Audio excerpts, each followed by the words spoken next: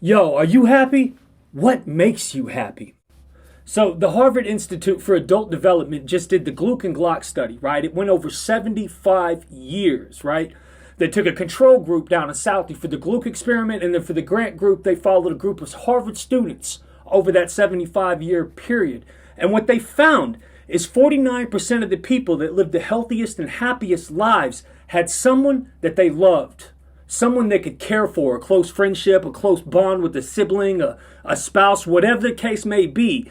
What they discovered, hands down, and I quote, personal connection creates mental and emotional stimulation, which are automatic mood boosters, while isolation is a mood buster. Dr. Waldinger concluded, the clearest message that we got from this 75-year study is this: good relationships keep us happier and healthier, period.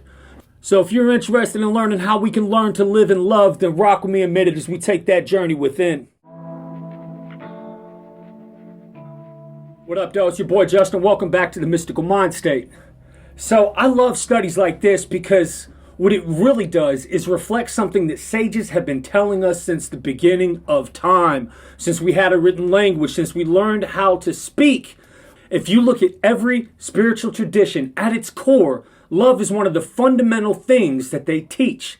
You have Yeshua who said, love one another as I have loved you. That's how they will know that you're my disciples, right? Krishna in the Bhagavad Gita says, the only way you can conquer me is through love, and there I am gladly conquered. Then there's the Buddha who said, love the whole world as a mother loves her child. Philosophers aren't escaping me on this one. Plato said, love is born into every human being. It calls back the halves of our original nature together. It tries to make one out of the two and heal the wound of human nature. Then you have Zoroaster, right? Doing good to others is not a duty. It is a joy, for it increases your own health and happiness.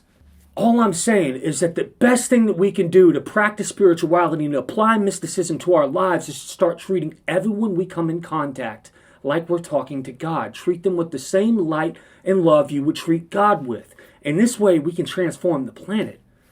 So how do we do that? How do we learn to live in love?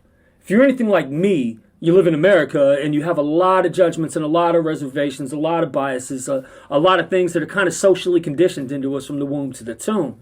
So what we really have to fight to do is undo some of that social programming. And we have to find things that work for us that help us be less judgmental, to be more kind, to be courteous, to be patient, right?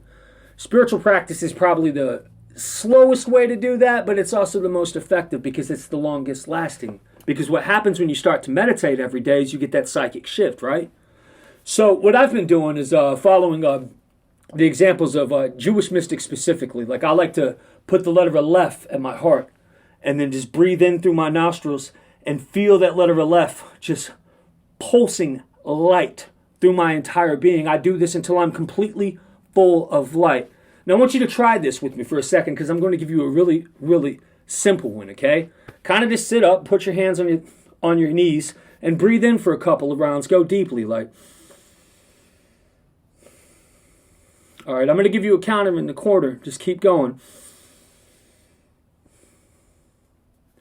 Breathing light and love into my body. Exhaling, I smile. In this moment, I am here. I am alive. God's loving presence fills my being with light. I and the Father am one.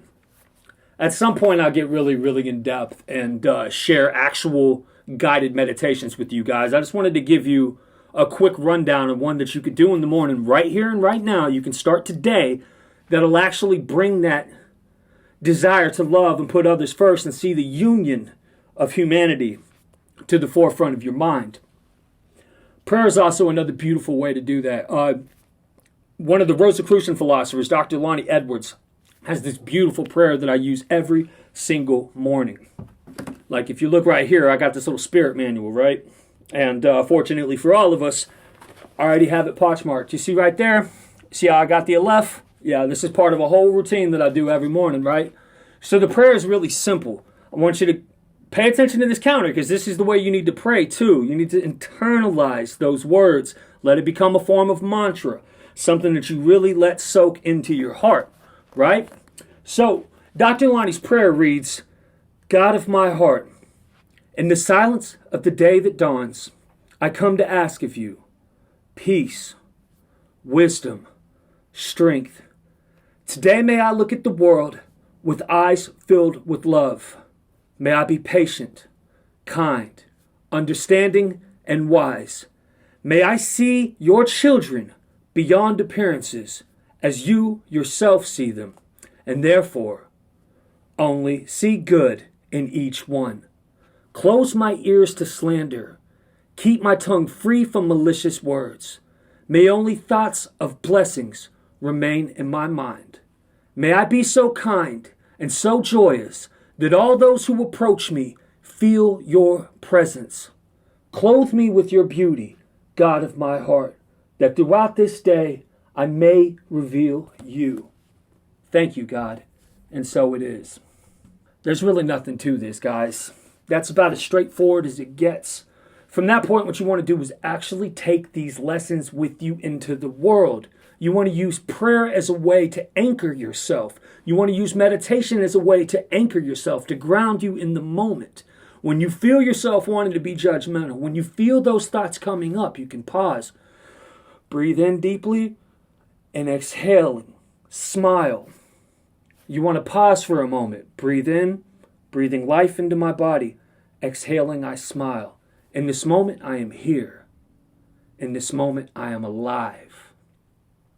Thy will be done, not my own, could be a little mantra that you put in your head when you're getting particularly frustrated with the person. But the idea is to be able to return to those practices and apply them to your life. Because it's great to meditate in the morning, but if you're not taking it out there in the world with you, then what's the point, my guy? So that's all I got for now. Apply what you learn. Put it into practice.